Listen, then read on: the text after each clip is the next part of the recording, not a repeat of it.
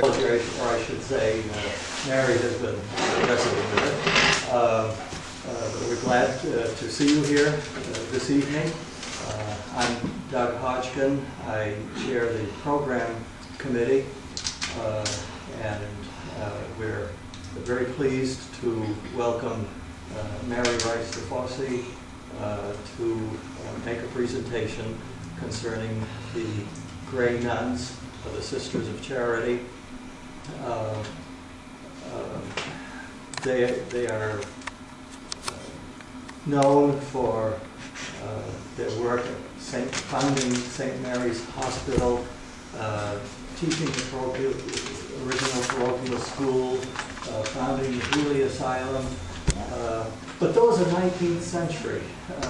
What did they do in the 20th century?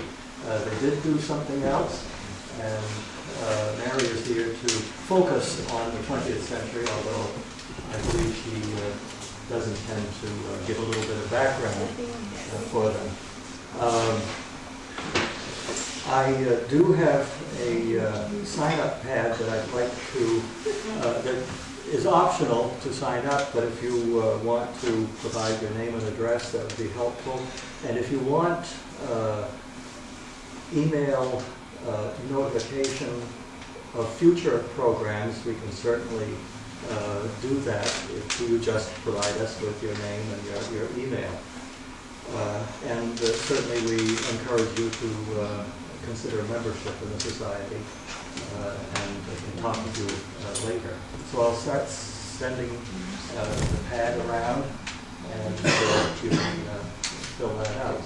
So I welcome Mary to present our program. She's Professor of French at Bates College and has done work on the Grey Nuns. Thank you. Thanks very much. I'm really happy to be here, and I'd like to thank the Historical Society for inviting me. I have to warn you that this is a work in progress. What I am doing is I am doing the community piece of a project, an exhibit that will take place at the Franco-American Heritage Center. It'll be a permanent exhibit there.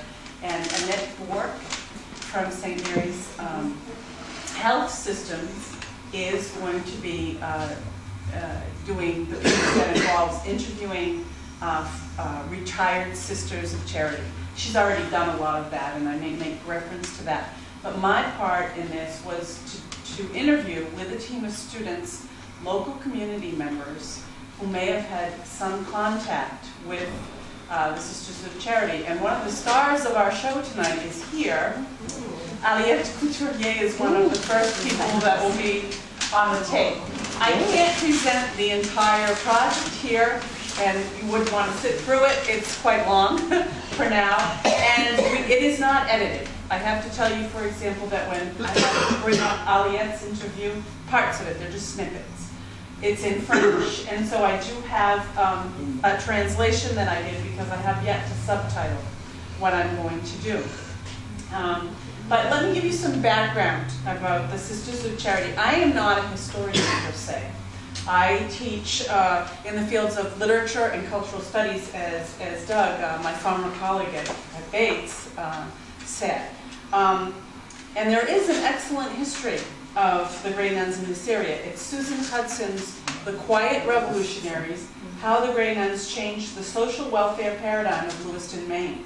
And Susan is one of our collaborators on the exhibit for the early period.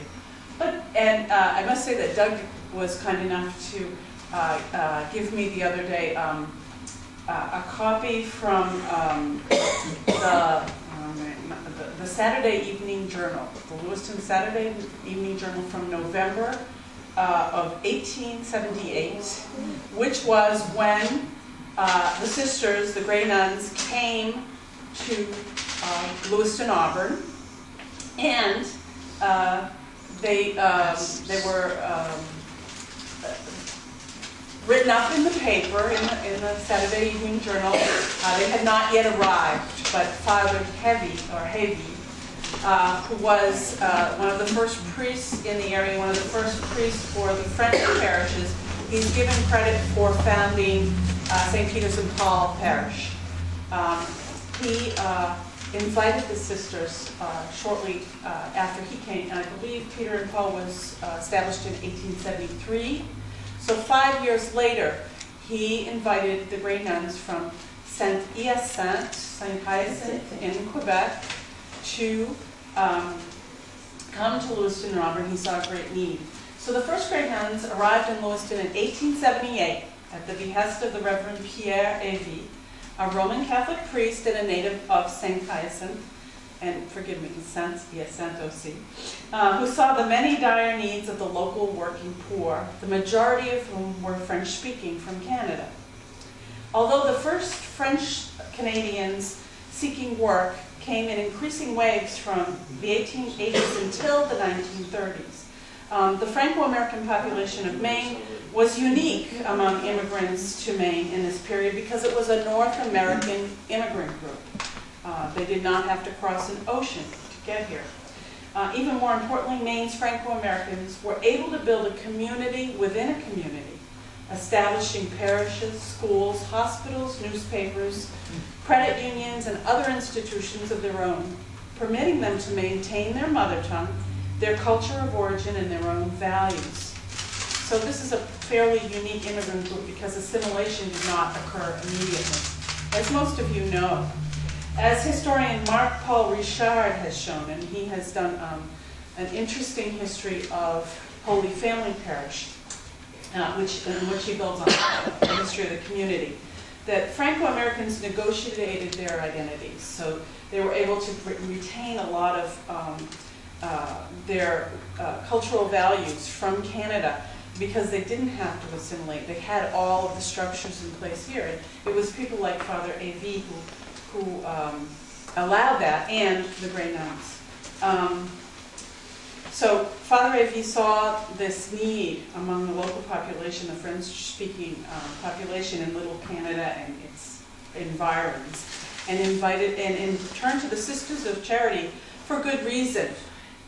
While there were many Roman Catholic religious orders, and they eventually came to Maine to work among the state's Franco-Americans, the Grey Nuns' mission of service to the poor distinguished this order. The order was founded in 1744 by Marguerite de Duville, who was canonized by the Roman Catholic Church as its first Canadian-born saint in 1990. Marguerite Duville's own life experience, she lived in the 18th century. Her own life experience as a fatherless child, a neglected wife, a widow, and then a single mother, informed the mission of the Sisters of Charity, to serve the poor in whatever way necessary. And that's what she did in her lifetime. She worked with disabled soldiers, the elderly, the mentally ill, foundlings, orphans. And when the Sisters of Charity of St. Hyacinthe, Quebec, accepted Father Evie's request, they were willing to take on the same sorts of things. In fact, they were not a teaching order. And the Sisters of Charity were mostly an order that worked with the urban poor. But Father Evie thought, well, these children need to be educated in the French language in order to be taught, in order to learn, and especially in order to be taught their religion. And so the sisters were the first teaching order in the cities, even though they really were not, that wasn't their central core mission. And they grew and changed as the needs of the cities grew and changed. And I'm referring to Lewiston and Auburn, but also the surrounding regions. Just some quick dates, just because, yes, I felt I had to because you are a historical society. Father Evie acquired the site of St. Peter's and Paul in 1873. In 1878, he invited the Sisters of Charity, the Grey Nuns, to come, and they came. And the Dominican Fathers came in 1881. So the Sisters of Charity were here even before the Dominicans. The Dominicans are pretty well known, probably because of St. Dom's and the Dominican block and so on. St. Mary's Church, or Parish, was founded in 1907. And St. Mary's Hospital was founded in 1888, so 10 years after the sisters arrived. And it was first on, it was the Golder Farm at the intersection of Pine and Sabattis. And I think there was quite a lot of land on the farm, so that the present-day hospital is pretty close to